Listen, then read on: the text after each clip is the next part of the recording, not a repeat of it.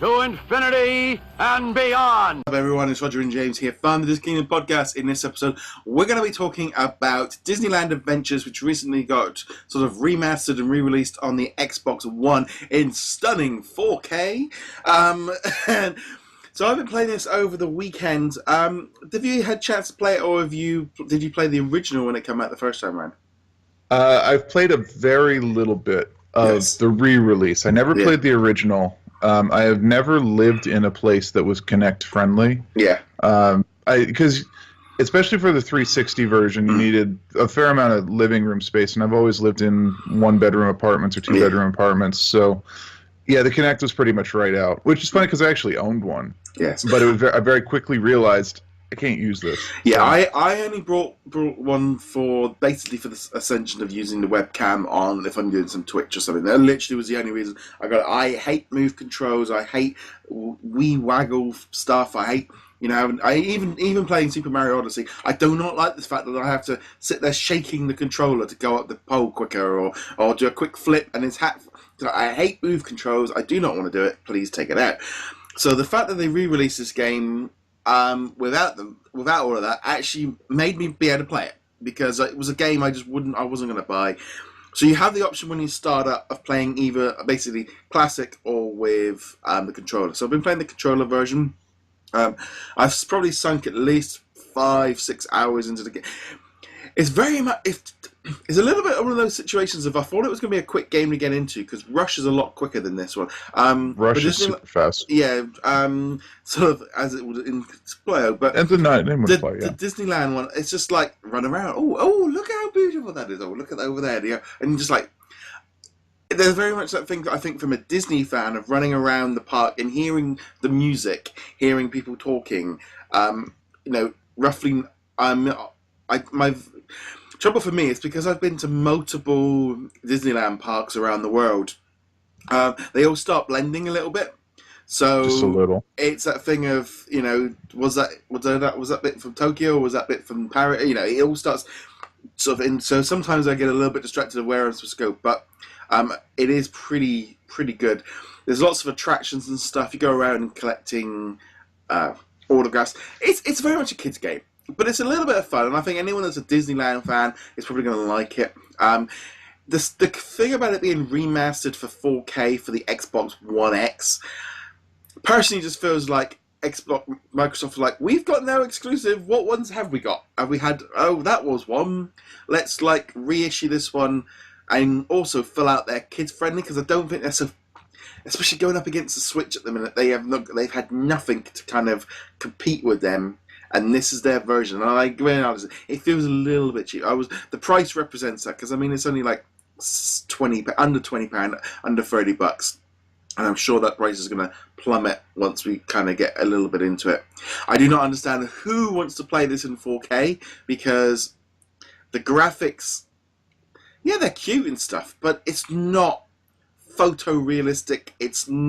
Kids aren't going to notice. Kids are not even going to notice that it's in 4K. So that whole gimmick, it doesn't on a 7-8-year-old game. I do feel like that's not really needed.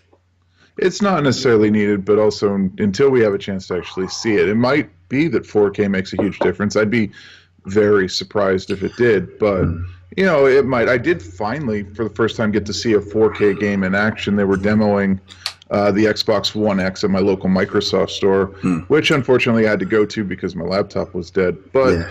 I did get to watch them play Forza and Halo 5, and they look fantastic in 4K. I expect that these will look very good in 4K as well, but it's like you said, what is the market for this? Who are you aiming the 4K at? The kids don't care. No. It might be nice if, as a parent, you're stuck in the room watching your kid play for a while. At least it'll look pretty, but this is not a tech demo game. Neither is Rush. These are... I imagine, though, it wasn't very hard for them to make 4K. No. Because these are... Disney probably, or the developers had probably all the assets already set to go. It probably was more of just, it's not hard for us to do it, so we might as well just do it. Rev it up. I've been watching some 4K videos on my I do have a 4K TV, because I was doing the Xbox One X, PlayStation Pro, could see what they look like in 4K before. I pulled that trigger on the new PS4 Pro Battlefront Edition. But this Xbox game, it's very cute. There is that aspect of being in a Disney park which is not real.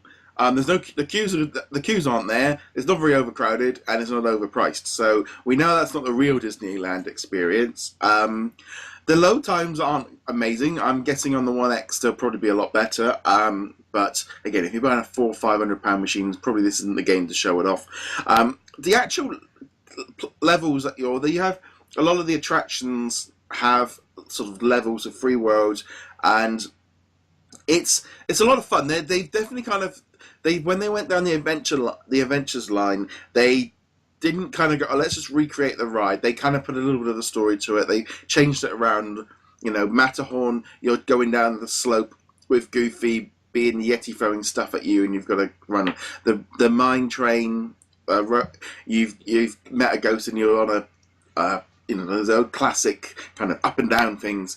So that they've changed things around. Splash Mountain, you're running away from Bear Fox and Bear Rabbit, and so they have changed those things around a little bit. So and Peter Pan's one is good as well, but they aren't just recreations of a ride. So I think they did that one right. Whereas the park feels quite authentic.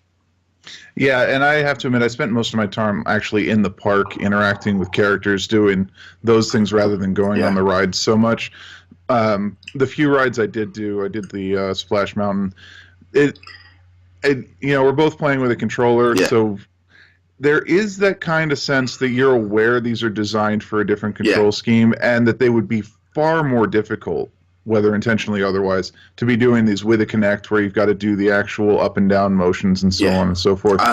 But I will say, I did not regret that at all. No. I was like, I would rather just kind of relax a little and just enjoy the ride, if you will. Yeah, so. I mean, one of the ones that it really was noticeable on was the dance one. With on the Alice in Wonderland area, they were doing some dancing, and you had to strike poses and stuff.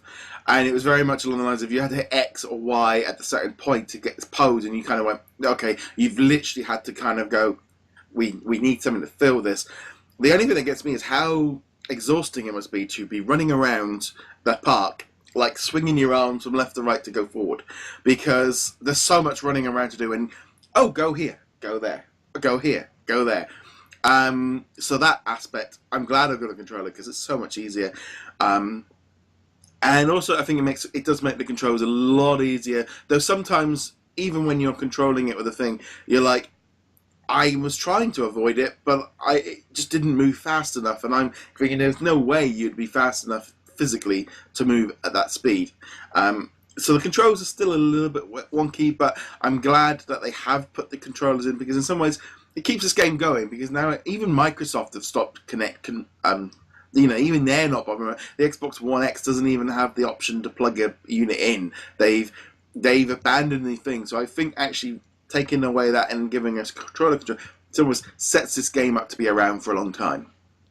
Yeah, and I kind of hope it's the beginning of a trend. There's a number of Kinect games that are perfectly viable as regular games that don't require the motion controls, that they were only put on motion controls to sell the Kinect. Yeah. And I wouldn't mind seeing some re-releases of Xbox 360 or Xbox One Kinect games with controller support, even within the Disney catalog, Fantasia. I mean, I'll be honest, even saying it, you're kind of like, well, you lose half the experience by doing a controller, but at the same time, part of the experience of Fantasia is just enjoying the music. Yeah. So I'd pay a budget price for it, like $15, $20. I think this is the thing. For me, playing this game, I'm enjoying it because I think there's that nostalgic fact of running around the park and hearing the music and hearing that. That gives it a different, unique selling point. I don't know whether or not, if they've never been to Disney, I would imagine there's a little bit like, well, what do we do? How does this work? Because you wouldn't necessarily... I do find that thing of, there's a ride there, and they've kind of cornered off they've sort of stopped it. I find the whole thing of, you want an autograph or a photograph? No, you've not got the right book, you need to go buy one. If it was like, yeah, you get and collect pins, it's like, yeah, they're setting you up for the fact of... It's like, no, what? Imagine standing there next to a character who goes, would you sign this book for me? No, you didn't buy the right one. Go back and buy another one, please. It's just like, maybe a little bit over the top, but Things like that seem good. It definitely feels like that aspect of the motion controls, taking that away, makes the game a lot more simpler. But I think for kids, I don't know. I would almost say if they're a little bit older fans and they've been to the parks, this is good. If they've not been to the parks, I think Rush is probably better. This it's that kind of sideline of I wonder how much of this is going to be complete loss. If you go on the Haunted Mansion or Splash Mountain, kids, if they've never been to the parks, they're not going to know what any of this is. I would say in terms of the rides, which of course are going to be the core of the game because that's where all the real gameplay mechanics are. But in terms of the rides, I agree with you. You're not going to get much out of them if you haven't been to the parks, if you haven't done the Haunted Mansion ride, if you don't get the references that are sprinkled throughout the little bit. However, if all you want is for your munchkin, 6 to 10 years old, to be able to get in there and wave to Mickey or wander around the park and see the magic of it, whether or not they've ever experienced it, I think that's perfectly legitimate reason to pick it up. And I think people, kids will enjoy the just wander around the park, find the pins, get the autographs, all that stuff. Whether or not you got the right book or not, sure, it's a gameplay mechanic. But also the coins that you need to get those books are very easy to get. They're not easy. So it's not like an Assassin's Creed kind of thing. This is very much like you need to hit your wand over 20 bins in the small world area. Very easy to do. It is a very easy collect. There's a lot of, if you really want to 100% this, there's a lot to go and collect. Personally, it's like, I'm not going to go find 1,000 bins in this place and give them a shake because it's just all the If you are an achievement hunter, this is not a game to pick up because you will sink hundreds of hours into it before you can get all the achievements just because of how tedious some of them are. I think bottom line, $30 or £20 might be a little bit much for this game unless you're a really hardcore Disneyland fan or you really just want to be able to experience Disneyland on home. But it's going to be on sale this Christmas. Here in the States, I'm sure Black Friday we're going to have tons of sales for this, maybe combo packs with this and Pixar Rush. And it will be a great, relatively cheap video game item to get for your young kids or yourself if you want just a relaxing experience. Yeah, I mean, this is it. I very much feel like it's that kind of thing. It's not amazing, but it's an old game and it's been remastered. But it's like I am enjoying playing it. It's not like so that is a cool thing. It is cheap. It is going to get cheaper. I wouldn't be at all surprised if next year it's a Games with Gold 1 month.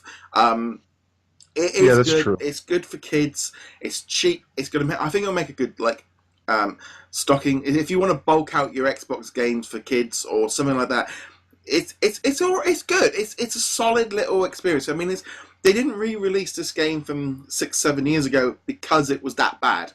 It is a solid little experience, and having the option of doing the two things, if you have got kids and you've got to connect, you might want to let them have a go at it anyway just to see how they get on with it. For an adult, you might not want to bother with it, but just generally, it is very good. It's not the best game of all time. I'm sitting there, it's this or I'm playing Mario Odyssey at the moment. Yeah, Mario Odyssey is a better game, but something like this Disneyland experience, I am enjoying playing it, and I'm enjoying the fun factor. And I think for me, as a Disney Parks fan, that is what is giving this this much more of a sinkhole. Ooh, what's over here? That they've put the toilet in, things like that. Yeah, it is good. It's a perfectly decent title that you can also just have on in the background. That your wife, your kid, whatever. You're not going to be worried about it having something on the screen that's going to be something you don't want your kid. It's Disneyland. It's you're not going to see. The Shadows of War, people beheading Urix. It's a good game for kids. And, that 4K might mean absolutely nothing to kids, but it might be that little thing where you can kind of go wink, wink, nudge, nudge. We need to get an Xbox One X so that Junior can experience this in 4K and then go and play Halo 5 on it instead. It is good. And I said, I think it's very much a good idea for Microsoft to bulk out their child-friendly game system because I think they were a little bit lacking on that one. But overall, good game. you know. Are you saying Cuphead is not child friendly? Probably not. No, that's on my like games to pick up in like January when everything settles down a little bit. But very good, very solid. Kids are going to like it. If you're a Disney fan, you're going to like just that feeling of just wandering around. It's going to be worth picking up. So on that note, guys, we'd love to know if you've played the game. Let us know in the comments below. If you're picking it up, you know, things. You'll also see hopefully some gameplay as well going along here as well. Be sure to hit that subscribe button or like button or follow button on whichever video or audio platform you are watching or listening this on. Check us out over at DisKingdom, and you can follow us on Facebook and Twitter, etc. And James, where can they find you? Find me heroiclegacy.com. And on that note, guys, thank you very much for joining us. We'll be back soon. Later.